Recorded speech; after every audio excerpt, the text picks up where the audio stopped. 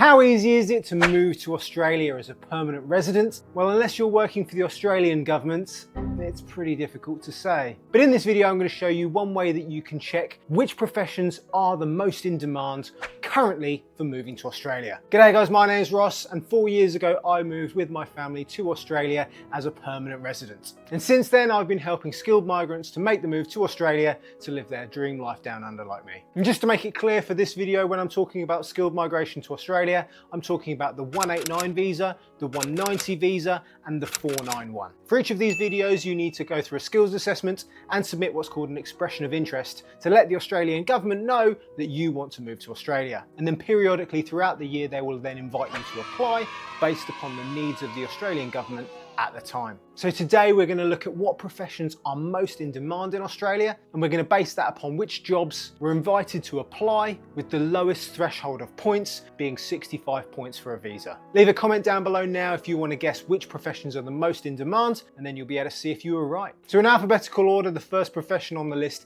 is a bricklayer. You know, someone who lays bricks. And with the cost of housing and the housing shortage in Australia at the moment, that's definitely a profession that we need. Next on the list, if you know how to build cabinets, I guess it's a cabinet maker, again with 65 points. And I guess these are the types of people that build cabinets for kitchens or storage in your house, or do shop fit outs. But if you know how to work with wood and you can build something a little bit bigger, carpenters are also on the list at 65 points as well. And then if you can work with wood and you know how to join those bits of wood together, carpenters and joiners are also on 65 points. I'm guessing a little bit of a theme if you know how to work with wood and the lack of houses that are in Australia. How good would a house be if you went to flick on the lights and nothing happened? So the next profession on 65 points are electricians. And then this is a profession that I'm not entirely sure exactly what it is, but I've got a bit of an understanding, is a fibrous plasterer. Is that someone who plasters with fibre? Like, I really have no idea what a fibrous plaster is, but it's in demand in Australia, and I'm sure someone will let me know in the comments below. Now, one of the things with building in Australia is a lot of the homes seem to be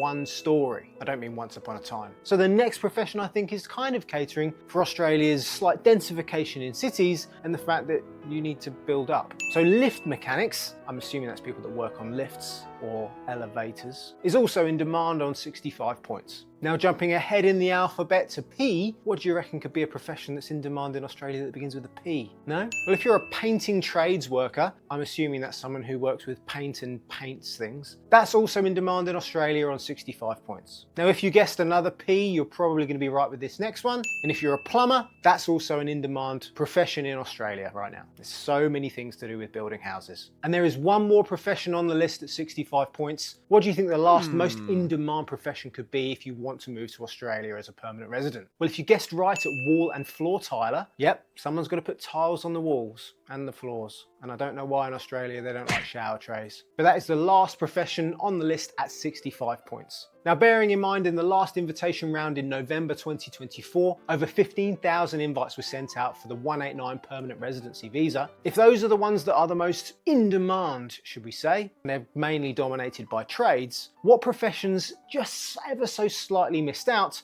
on 70 points, which is still a very achievable amount of points to move to Australia. But before we move on to those, if you work in any of the previous trades that we've mentioned, and if you're thinking to yourself, hey, I'm fed up of where I live, I want to live the good life like you in Australia, Ross. Well, maybe not exactly like me. You have absolutely no idea where to start looking at moving to Australia, then you need to speak to our friends True Blue Migration Services. We're one of Australia's largest, oldest, most respected group of MARA registered agents, with backgrounds ranging from lots of different countries, so chances are you'll probably be able to speak to someone who is familiar with your situation. If you're like me and you're incredibly lazy, then they'll be able to help you out through every step of your visa application process, allowing you to get everything right and progress your visa application as quick as you can fill in the forms. I used a visa agent to move to Australia, and to be honest, that is the only reason why I ended up getting here. I spent 10 years of my life just thinking about it and never getting around to it. Find their details in the description down below, and when you mention us, you'll get a free visa assessment. Upload your CV or resume and they'll be able to tell you exactly what you need to do to move to this beautiful country. When you realise, bloody hell, that was easy, because you've mentioned us, you'll go on to save an additional $200 off the cost of your visa. I don't think there's that many weirdos on the internet talking about how good Australia is that will actually save you money. You're welcome. So the 70-point visa invitations, and because I'm lazy, I'm going to go backwards through the list now. Starting with W, W if you are a welder. First class, didn't realise they had them in like army ranks. You'd have got invited to Australia last year on 70 points. If you're a transport engineer, I don't know, is that like working on trains and stuff? I don't know, you tell me. That would also get you an invite to move to Australia on 70 points. Now with all of these houses that are being built, you're gonna have to test the integrity of them, I guess. So if you're a structural engineer, that will also get you a permanent residency invite on 70 points. Now the first one on our list that perhaps isn't one of the more traditional manual trades, I know some of them weren't, but they still link into it, I guess. But if you're a special needs teacher, the first of the teachers on our list, I know I'm going reverse alphabetical order, but they would also get an invite to Australia on 70 points. Now, if you're not a fibrous plasterer and you plaster in a slightly different way, don't feel like you're being left out, because if you're a solid plasterer, that would have got you an invite last year on 70 points. The next slightly in-demand profession into Australia, still beginning with S, is a social worker, and that would have got you an invite to Australia on 70 points. Sticking with the S's, if you're a sheet metal trades worker, now considering the amount of industry which is declining in places like the UK, being proud of Australian manufacturing is still a really important thing here. So that would also get you an invite on 70 points. Now my profession, I don't know why, but we'll have to see if it gets down to P. Secondary teachers on 70 points would also get you an invitation at the end of last year. Now in this next category, nurses do come back in again, but only specific types of nurses would have got an invite on 70 points last year. So I'll quickly go through them. Registered nurses NEC, I have no idea what that is, I'm sure someone will tell me. Registered paediatric nurses, registered medical nurses, registered nurses that can work in critical care and emergency, and registered nurses that work in aged care are the only types of nurses that would have got an invite at 70 points. But don't worry if you're another type of nurse wanting to move to Australia, you just might have to have a few more points in your bag. If you're a quantity surveyor, that would have got you an invite at the end of last year on 70 points.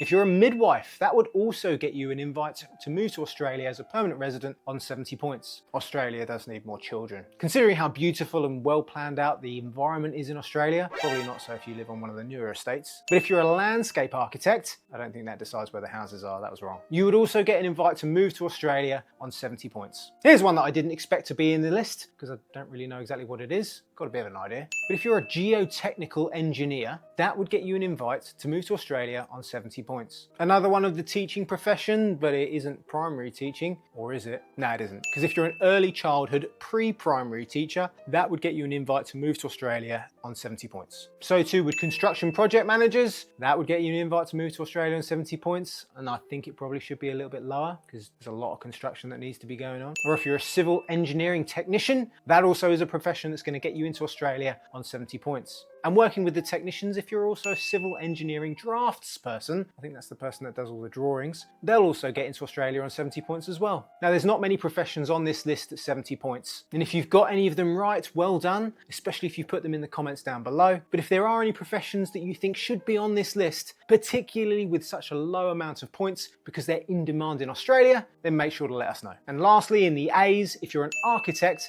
that would get you into Australia as a permanent resident on 70 points. And then lastly, I don't know whether this was due to the fact that it was coming into summer or not, but if you're an air conditioning and mechanical services plumber, I'm assuming that's someone that works with air conditioning because it's in the name, that would also get you into Australia on the lower score of 70 points. Now, if you were just curious about what professions are in demand when moving to Australia, I hope that list has satiated your curiosity. But if you are watching this because you are one of those professions and you genuinely want to move to Australia, and we kind of need you because the Australian government said so, you have absolutely no idea where to start, make sure to check out the details down in the description below for our friends True Blue Migration Services and use their free visa assessment calculator and let them tell you exactly what you need to do to move to this beautiful country. And I hope by mentioning us, you can go on to save even more money off so you can buy some beers when you get here. And if you're sad like me and you just like lists, then watch this video next. It's another list. See you next time.